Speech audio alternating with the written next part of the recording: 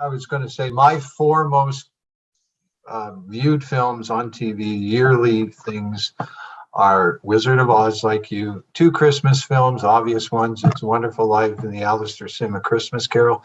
And the other one that I watched every single year, and sort of a formative experience, was The Ten Commandments, the Cecil B. DeMille. Ah, I thought you were going to say Black Christmas. That almost made my list, actually. No.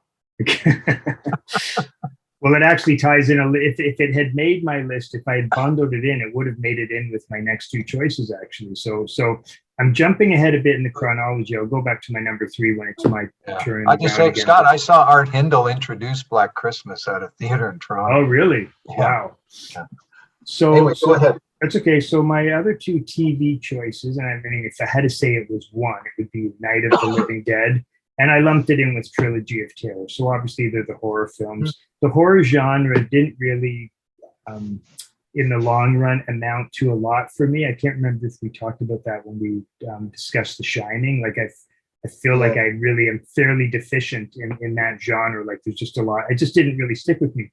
But so the Trilogy of Terror is kind of similar to the Wizard of Oz, Bonnie and Clyde experience, because it was definitely one that me and my sisters watched. And it just got the memorable thing with the doll cutting its way out of the suitcase. And it's one of those films you kind of anticipate the parts, and you go screaming into the bedroom kind of thing.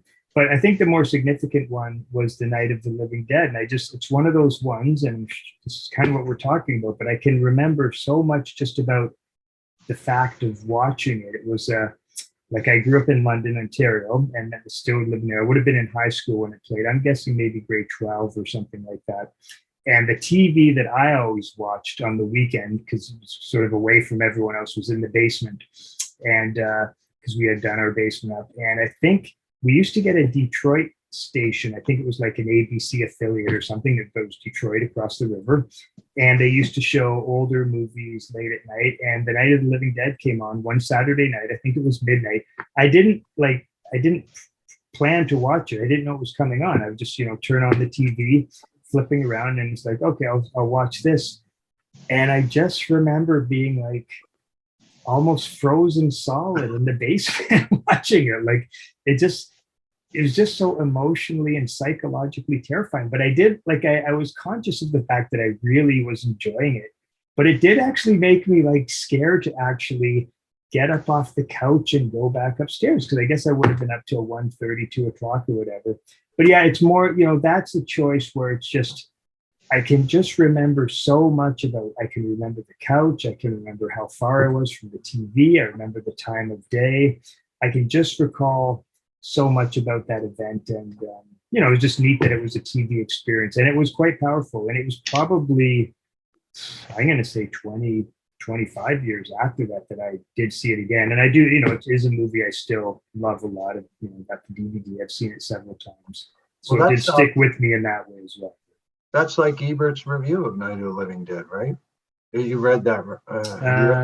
Don't know. I don't think so. It's a great review. He talks about sitting in the theater, and at a certain point, I think he saw someone near him, as sort of a Kale-like review, crying. And he said, this film was so intense, and he'd never seen anything like it. It was I think it was almost condemning the film for how it just looked like another, grade Z bottom of a drive-in film, and it wasn't that at all. Wow. And I love the fact that I wasn't prepared for it either. I'd never heard of the movie. That was he just turned on the TV one night and said, I might have known that they showed movies on that station, so I probably, because I think I did see it from the beginning. So, but I definitely remember the Barbara. Yeah. I was going to say, living less than an hour away from London now, it seems like they don't have a TV station anymore. Oh, I'm sure. So you would have to see it from somewhere else. Yeah. So go ahead, Stephen. Okay, I already did my TVs. I think semi-chronologically, I'll do at least one of my theaters. Scott, I included a link, I think, in one of my posts to an article about the Stam Theater. I looked at that. Yeah, a picture you can throw in or something. Mm-hmm. We didn't grow up in the big. I mean, we were 30 miles from San Francisco, but Antioch, California was very small when I was growing up, but my wife and I, like 15,000. It was 5,000 when my dad was born. So Wow. anyway, we had one movie theater, and that was called the Stam Theater, and that's where you went. It's where you went if you were a kid. That's where you went to throw popcorn at your friends, and you sat in the balcony and made out with your girlfriend. Whatever. That was the place. And you'll see if you go to that link, it's there's not enough preservation involved here, but they have these murals on the walls. Apparently, they were of Portuguese fishermen. I think that's what Wikipedia said. And they were amazing. They covered the wall. It was like kind of an Art Deco kind of thing, which is odd, plopped in the middle of this tiny little town. But there were like mermaids in some of these scenes. So when you're like an adolescent boy, you look at the wall and there's these naked ladies, or mermaids, I guess. They were always mermaids. They might be topless, but they still have fish gills or whatever. That kind of thing sticks with you, you know? It's ironic, I guess, that it's now a church. I don't think they have the same walls anymore. Anyway, I do have a couple of experiences from there that seem fit here. In particular, Bonnie and Clyde, since we talked about Bonnie and Clyde. I would have been 14 probably, give or take. I wanted to see that movie so bad. I don't even remember why anymore. I must like dads. I don't know why. I wanted to see it. That's all I can say. And in those days, in where we grew up, you waited for it to come to your one movie theater, and that was your only chance.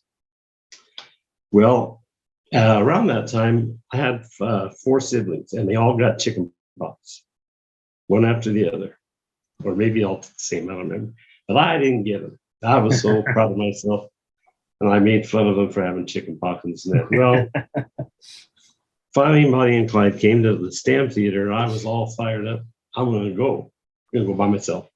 Stephen, can I just ask, is this when the movie came out? Yeah. So 1967. I don't think it was like, I think it was like on a second run, maybe. Okay, so close enough, though. Yeah. Yes, close enough, though. Yes, it's when it comes out. So I'm ready to go. I got my day picked out. It's probably a Saturday. I don't know. And I get up in the morning and I kind of look back here, and guess what I have? Chicken pox. Okay, now this isn't something I'm proud of, but in the spirit of what we're doing here, I said to myself, I don't think I'm going to bring this up until after I've seen the movie. And I went to the Stam Theater with all the other people there, and I had chicken pox. And I watched Bonnie and Clyde. I was very glad I did because I loved it from the start. And then I came home and I said, "Oh, Mom, I think I got chicken pox." I didn't know this, but chicken pox is highly contagious, right? Yes, I'm sure a lot of people in that theater got it too. But that's how important Bonnie and Clyde was to me before I'd even seen it for the first time. Wow. I don't think I knew at that time that I'd be sitting here talking to you now, and it would still be one of my few favorite movies of all time. But I know that I was willing to basically make everyone sick just so I could watch it. We only had one movie theater and didn't have cable yet or any of that other stuff. In the age of COVID, that's a very brave telling. Yes, it is. It's like it's spooky. Yeah. My wife, we were high school sweethearts first, so we went to that same theater a couple of times. We saw West Side Story there in one of its revivals, and everybody in that town had memories of that place. But we also had memories of like the owner coming and yelling at everybody all the time. And, it's a place we went when we were kids. What else can I say? And it was a small town, so that mattered. I'm trying to think because I have other theater. I'll add one more theater experience, and I'll skip the other one for now. This was my drive-in movie theater experience. Not my only one, but the one that fits for today. We went to a drive-in theater to see Last House on the Left, the original. Wes Craven. I don't know if you've seen Last House on the Left. I have. No, I have. Okay. Well, we're watching this movie. I would say it was a drive-in. The people next to us, they had a pickup truck, and they had done as often you do. They parked backwards, and then they sat in the, part in the back of the truck, drinking brewskis and watching the movie. And they were drinking a lot of beer. They were drinking a lot of beer now. Okay, now picture in your head Last House on the Left. it's the scene, I don't know, 2/3 of the way through, it's been a long time since I watched it, where the parents who are getting revenge on the bad guys, the mom bites the guy's dick off. I've only seen it once. I don't remember At the that. very moment that she does that, this guy in the pickup truck leans over the side of his truck and starts barfing. I mean, they fit together so perfectly. I'm thinking like everyone's a critic, you know? That's great. And I can't think of that movie to this day without thinking of that guy barfing when that Wow. scene came up. Is it Last House on the Left that had the tagline keeps repeating, "It's only a movie, it's only a movie"? I think so. Because there was also "Don't Go Down in the Basement." Oh, yeah, they were at the time. When I was working on my dissertation, one of my readers, or whatever you call it, she was Carol Culver, who had written a book about Chainsaw, that had Chainsaw in the title. It's about slasher movies. And she was an expert in Icelandic myths, but she had connected those myths to slasher movies.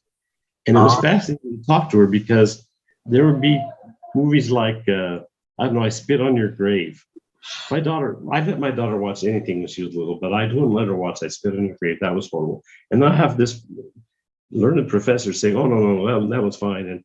And men always react wrong to that and this and that. It's very interesting to be talking to a person who's that, honored, talking about I Spit on Your Grave and the like. And I did her a favor once, which was Joe Bob Briggs. Is he up there? Yep. You got Joe Bob Briggs. He wanted to interview her because her book had been an academic hit. And he thought that was kind of funny that there was a book about this stuff. And so, but he didn't have a picture of her. So I was able to connect her and Joe Bob Briggs. Wow. And I thought, okay, there I go. I can't believe that's not on Wikipedia now, but whatever. That's great. That sounds a little bit, her scholarly approach sounds a little bit like that documentary that I watched last year on British, the one that played, it was very good. It ended up on year-end lists. I can't think of the title and it's gone, but there's the thing that stuck for people who didn't read the book is her theory about the final girl, which I think there was finally even a movie called The Final Girl, which Halloween would be the example. In Halloween, he kills everybody but Jamie Lee. Jamie Lee's the final girl. She wins. Final girl is always the virgin. In those movies, that although they seem to be horribly misogynistic, there was always a final girl and she always won. Right. I can certainly put my next three together because they share a director. This will be no surprise, but I've got within a year of each other, within 2 years, I saw memorable screenings of Taxi Driver, Mean Streets, and Raging Bull. So the Taxi Driver screening I've written about before. I think I wrote about it in Radio On when I listed my favorite films at the time. This going back to the early 90s, and Taxi Driver was on it. And I talked about seeing it at a midnight screening at the New Yorker Theater, which was, I always ask Scott, I don't know if you knew the New Yorker Theater. It was on Yonge Street, just below Blue. Yeah. It's famous for the Ramones or Talking Heads playing there. Yeah, I do remember that. Yeah, then they turned into a rep theater. So I saw it with my roommate, Tom Mayock, an American, and my friend, Greg, who we lost touch for a while. We now golf together. And the thing that sticks out about it, that screening was, this is what I wrote about, it was so powerful. Again, watching Taxi Driver when you're 18 is like reading Catcher in the Rye when you're 17 or 18. You're not really thinking, you're not looking at it critically. And it had such a profound effect on me. And then when we left the theater, I think Tom felt the same way. We really weren't talking because we just were thinking about what we just seen. And my friend Greg wanted to nitpick at the film and say, well, that wasn't logical. That would never happen. This would never happen. And I was just golfing with him last week, and I reminded him of this. And I said, I just wanted you to just shut up. This film just affected me so much. You're going to tell me all this stuff I don't even want to hear.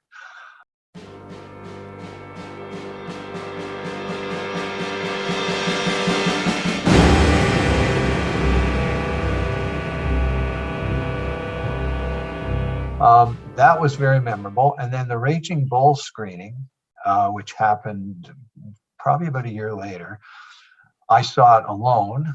This University Theater, again, same one I saw Apocalypse Now in, which was very different. The Apocalypse Now screening was crowded. I saw Raging Bull, I think, an afternoon screening. So the theater was not crowded at all. And the thing I remember about it, and I checked the dates. Raging Bull opened November 14th, 1980. And again, it just appeared it wasn't really being talked a lot about in advance because the film, see if you can guess, the film that was really being talked about in advance would open 5 days later. You know which one I'm thinking of? 1980. Yeah. Ordinary People?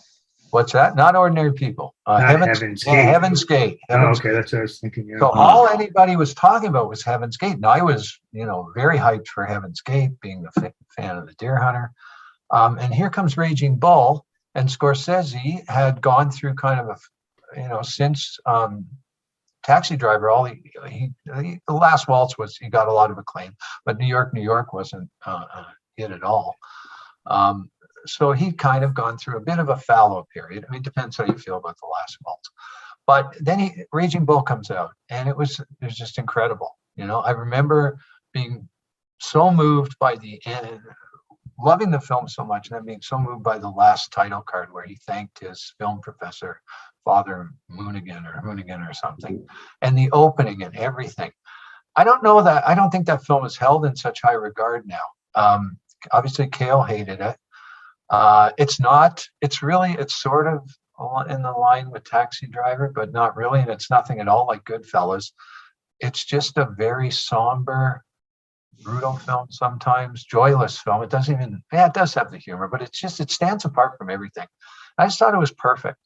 The black and white, everything, and seeing it on my own in that huge theater. And I don't know how I reacted to Heaven's Gate. I don't think it opened in Toronto till we got the cut down version, but I felt like he'd done something. He'd kind of gone under the radar and released this film that at the end of the decade would be voted the greatest film of the decade, or at least greatest English language film of the decade.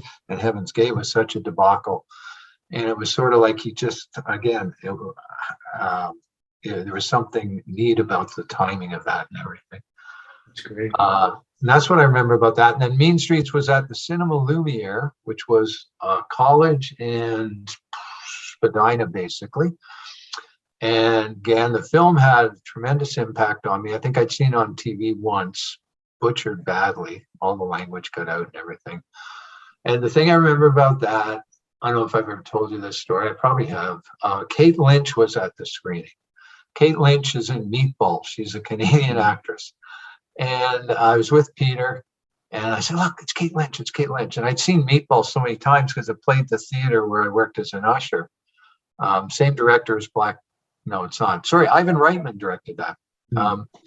And here's what I did. I went up to her, and there's this line of Meatballs where Bill Murray says something to her that's completely over the top, meant to be parodying whatever he's saying, like parody of a love film, of a love story.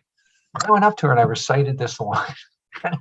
I'm sure she thought I was insane or a stalker or something. She seemed like a serious actress. She seemed like sort of a Stratford Festival type actress who I'm sure was just collecting a check by doing Meatballs. Maybe I could be wrong. Maybe she wanted to work with Bill Murray.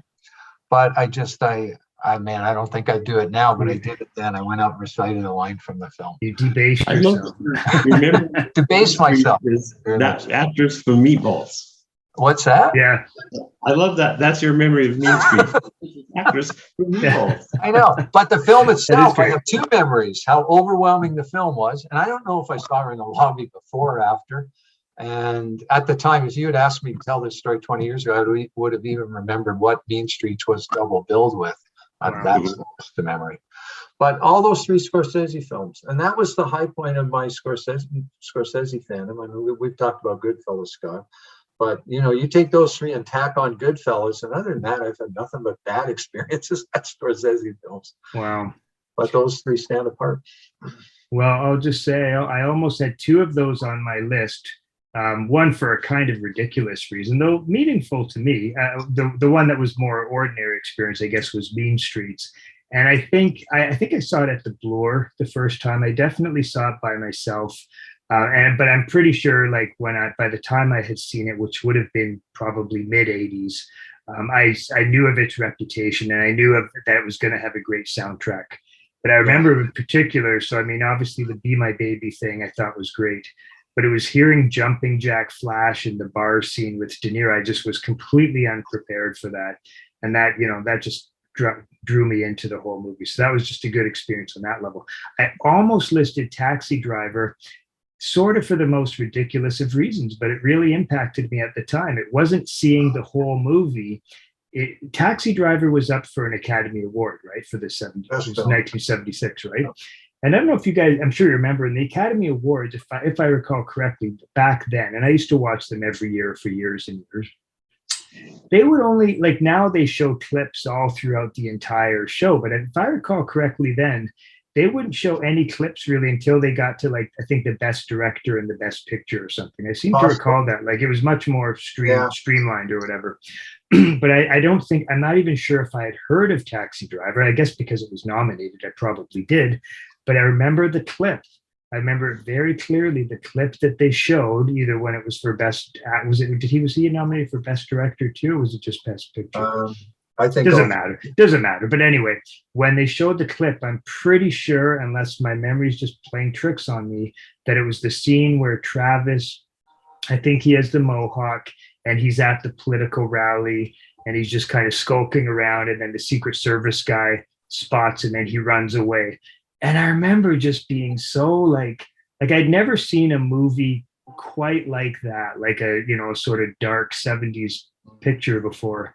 And I remember just being like, oh my God, like this, like, that whole thing of being slightly repelled, but also just like, I have to see this movie. Like, I just thought it just looked so cool. Like, I just couldn't believe how cool it looked. And like, it must have, and I can't remember any of the other clips, but I assume it probably just the way it sort of, was a jolt against the other clips they probably would have shown. It really did impact me a lot. And it was still going to be years away before I actually saw it in the theater. But so I almost listed it for that. But I mean, just as a weirdly memorable movie experience. But of course, when I did see the movie, I ended up liking it. And Taxi Driver is probably right up there for me with the most viewings that I've had. So, and I haven't watched it in a long time. I may not go back to it, to be honest with you. So.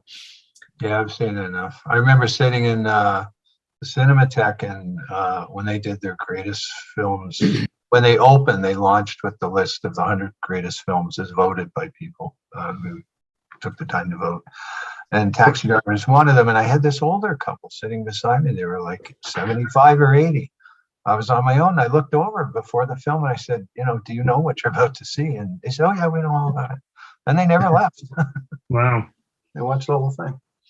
So I used up a lot of screen time talking about films, but I'll make my next one very brief. It's actually, I put 2001, and I don't need to talk anymore about that with you guys, but 2001 / Star Wars. And the reason I pair those together, not just because they're kind of space movies or whatever, but I think my brother took me to see 2001. I probably mentioned that before, but to a repertory cinema. I didn't know anything about it. Sort of freaked me out. I didn't understand hardly any of it, but it obviously impacted me a lot. And I asked him about this some time ago, and he could barely remember it, but it seemed to come back to him a bit when I mentioned it. And I thought maybe it was the mid 70s. And he said, oh, I think it's more, if I did, he says, I think, and he had some specific reason why he said, oh, I think that was probably more like 77 or something. And then when he said that, it came back to me that, yeah, I think I saw it like not that far from seeing Star Wars. And I saw Star Wars when it came out with my friend, Danny. And I got one story I have to tell about him. But my whole entry is in some ways a question, because I was 13 years old. You could not have had someone more primed to just be head over heels for Star Wars. And I even remember at the time, like I was too young to sort of have a critical voice or certainly to be assertive about it, because I just am not, it certainly was not that type of person. And I remember like sort of even thinking at like when the movie's out, like, I feel like I'm really supposed to like this. but I just like, I don't know what to say about it. Like, and I think I think I lost the plot like really early on, and I just could not get into it. And then, and I don't want to make it sound here like, Mr. Highfalutin, like, oh, you dug 2001 at age 13, but you didn't like Star Wars. But it is a genuine response. Like 2001 was even way more mystifying than Star Wars. But I've never understood. And I have friends who, and my wife like loves Star Wars. She knows all the movies like inside out. She's watched them dozens of times, probably. A friend of mine, Michael Wiley's a total Star Wars head. I mean, and I just don't know. Like, it just said something about my critical response, I guess, that for some reason the really weird one, which made no sense at all, really stuck with me. And Star Wars, it just did very little for me, and I literally did lose the plot. Like, I just lost interest. And so Didn't mean anything to me. I mean, I think I probably thought it was you're a bit good. older too, but Yeah, I was a bit older. I think I saw it with my mom for some reason, but no, it didn't. I never went to see the second one, I'll put it that way. Okay. I have a theater and I have the place I watched my movies as a film major. I'm going to go with the theater first, which was the UC Theater in Berkeley. Berkeley, I'm sure you know from its reputation, it has more than one movie theater and a lot of repertory cinema and stuff. So I was able to catch up with a lot of stuff, and that was the big one. I don't even know how many it sat, but more than 1,000 people. And so it was a big place, and they had different double bill every night, one of those kind of repertory theaters. It's where I got my Hong Kong movie fix back when I fell in love with those movies. Every Thursday night, we watched a double bill of that. They had the latest Gamera movie, the Flying Turtle Japanese movie. It was my wife's favorite. So we went to go see this movie, and we're standing in line, and damn it, Gamera himself doesn't come out and try to hit on my wife. I'm not making this up. Of course, it was some guy in a turtle suit. I was laughing. Look, and he knows you love him. Yeah, that was that kind of theater. It was the place that had every place had somewhere where they had the Rocky Horror movie. That was where Rocky Horror was in Berkeley. I can remember they used to show Road Warrior a lot, and every time someone would die in Road Warrior, the crowd would shout out what number of deaths that was. 4, 5, 6. That kind of a theater. You would never have gone to the theater that Kale ran, right? I assume that was closed up by the time you were. No, it was closed up. I have gone to that theater when it wasn't hers anymore. Okay. There was something there that existed. Anyway, this is a long-winded way of getting to my taxi driver story, since we all seem to have one. I had gone to see Mean Streets, I think, at that theater by myself. Man, I love Mean Streets to this day. I still do. Yeah. If I'd known you guys then, I would have said, this movie's got all this music. You guys would love this movie. But I didn't know you yet. So then I go see Taxi Driver, again by myself. This was in the middle of my years working in a factory. I wasn't the happiest guy in the world. I watched Taxi Driver, and I swear to God, it was my story on the screen. That's all I thought. Me and Travis Bickle, we were like this, Exactly what I thought too. It couldn't be my story on the screen. And it wasn't until the one shot after he's got his mohawk, but we don't know it yet. And he's out there, and the camera starts at his boots, and it comes up, and we see him, that Robert De Niro grin on his face, and you see his mohawk. And I thought to myself, this guy's fucking nuts. That's what I knew. So I get home, and I tell my wife, this movie is about your husband. You got to go see this. I'll go back and see it again. It's the greatest movie ever, and you want to see it, blah, blah. She doesn't want to go see this movie. So I had to cut her a deal. The deal was, I forget the number at this point. It's a long time ago. If she'd go with me, if I promised to eat 6 Brussels sprouts. I don't like vegetables. Brussels sprouts is the ultimate vegetable I don't want to eat. And I was so wanted to see it. I said, yes, I'll do it. Off we go to the movie theater. I mean, it's 5 minutes into that movie, and I'm thinking to myself, this guy is fucking nuts. I don't know how it took me so long the first time. And then I'm thinking, I've got my wife sitting here, and she's going to watch the whole rest of this movie thinking that I think that's me. it's probably not me. And I then love that saw story. damn Brussels sprouts. Well, I'm not a man of my word, so I didn't eat my Brussels sprouts because I just didn't want to. And then some years later, we got invited to a friend of hers house for dinner, and I didn't know these people, but I want to be polite, and they served Brussels sprouts. Oh man, I had like a glass of something. I think it was like bite, swallow, drink, bite, swallow, drink. It was horrible. But now my wife's chewing my hand. He won't eat Brussels sprouts for me. He promised when we saw a Taxi Driver back in the 70s that he would eat them Brussels sprouts. He wouldn't do it. And now he's doing it for you. And doesn't even. That's great. That remains the only time I've ever eaten Brussels sprouts. I might add, because wow. And, So anyway, that's and my experience. what did Robin think of Taxi Driver? Did she say? At the time, I think she would thought it was no. She wouldn't have thought. She would have understood why I identified. Right. She knows me, and she knows that doesn't mean she agrees with that. I think she likes Mean Streets better as far as those movies go. Yeah. And Scorsese movies, she doesn't have one of the, what's the more recent one, the Edna Ferber, no, Edith Gordon. Age of Innocence. Yeah, I think she liked that one. Okay, she's put or leave it with Scorsese.